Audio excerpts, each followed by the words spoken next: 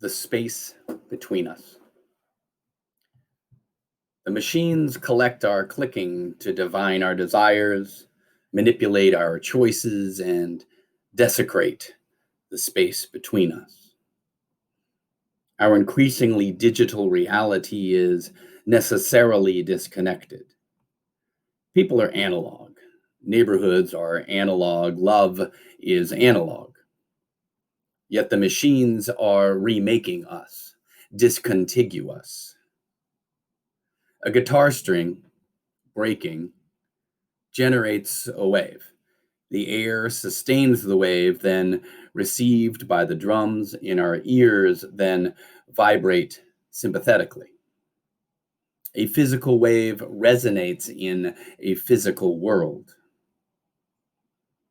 The essence of a machine is to be purely on or purely off, to be binary, a switch, a point, a moment after an infinitesimal pause, to be many, many moments, each occupying a point on the suggestion of a wave. Sound only exists when it manifests in the physical world. Machines are not magic. They can store beautiful music efficiently. They can render beautiful music approximately, but they are fooling us. We asked them to fool us. We built them to fool us. I think we've chosen to forget about the space between us, the space infected, the space that carries the virus from each of us to each other. Has my neighborhood become digital? A series of humans either infected or not infected? Is it my whiteness that privileges me to ask if this is new? Walter Brueggemann describes the contestation between purity and neighborliness and suggests the most important question I can ask myself is, who is my neighbor? I have come to understand this as a question about the space between us. I repeatedly fail to actualize the truth of this understanding, but that does not make it untrue.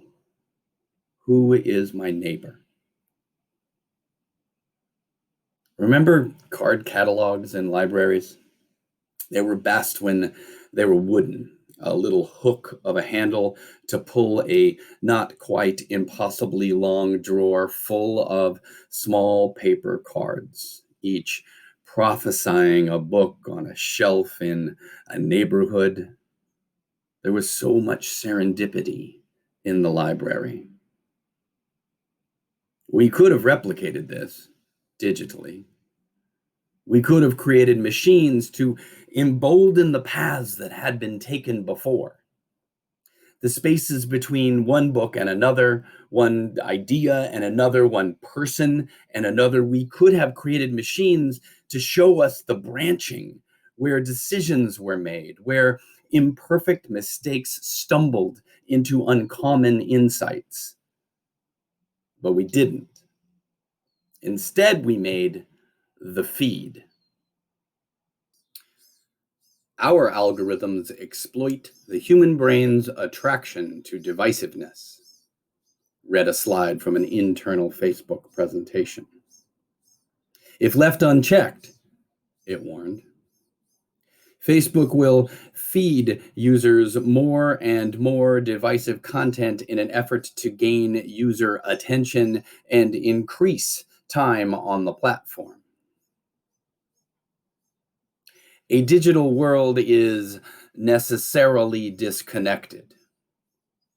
In our digital world, we self-balkanize and scream that our blanketing prejudices are not ours.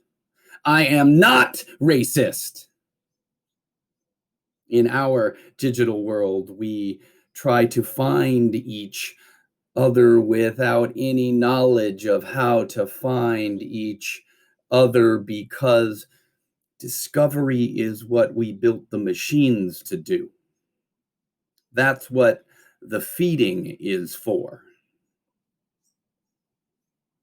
I believe we have chosen to forget about the space between us, the space that is filled with the inefficiencies and redundancies of living, the space where time is, the space where love is. We have sterilized ourselves. We are becoming pure.